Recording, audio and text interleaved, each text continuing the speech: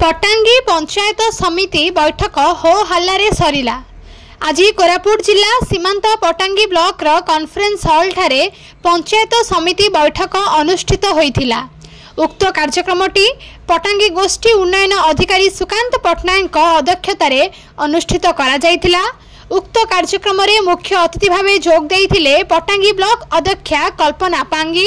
सम्मानित अतिथि भावे जोग देइथिले उपाध्यक्ष पटांगी त्रिनाथ कोटा, जिला परिषद 1 पटांगी टिकाई गेमेल, जिला परिषद 2 पटांगी लयछन खरा और सांसद प्रतिनिधि सुक्रा खरा।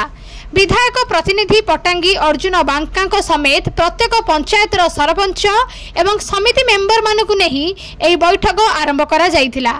विशेषकर यह बैठक में कृषि विभाग, उद्यान विभाग, पशु विभाग प्रभृतिर विभिन्न विषय मान आलोचना पर स्वास्थ्य विभाग उपरे विशेषकर जन्म और मृत्यु सर्टिफिकेट विषय को नहीं समिति मीटिंग रे उठिला कथा।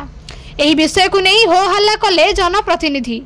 कारण 20 दिन भितर जन्म मृत्यु सर्टिफिकेट मिलिबार प्रावधान रहितबा बेले मास मास धरी काहेकि लोकंकु हैरान करा जाउछि ताहा प्रश्न उठाइथिले। तेबे भारप्राप्त गोष्ठी स्वास्थ्य अधिकारी यह सुधार करा तत्पर शिशु विकास और समन्वय विकास विभाग को नहीं विशेष भावे किभली पिलामानंकु छतुआ प्रदान करा जाउछि बोली उपस्थित जनप्रतिनिधि प्रश्न करथिले। आउ छतुआर मान आगामी दिन में जांच करा जिवो नहीं मध्य आलोचना करा जायथिला। जल विभाग को आगामी दिन में पानी समस्या किभली दूर हेबो सेथिपाई दृष्टि देबाकू कहिथिले। विशेषकर ब्लॉक स्तरीय उन्नतिमूलक कार्य विषय को नहीं विभागीय अधिकारी एई समेत जेई मानकू निज मन मुताबक पंचायत समेत ब्लॉक रो जनप्रतिनिधि मानकू अवगत न करिबा सहित जेई बाबू माने आसीथिबा उन्नतिमूलक कार्य गुडी को बांटिथिबा विषय रे ब्लॉक अध्यक्षा कल्पना पांगी कहिथिले। आउ जदि आगामी दिन में एभली हुए तेबे कार्यर फाइल मध्य चिरिबाकू पछेबे नाही बोली कहिथिले।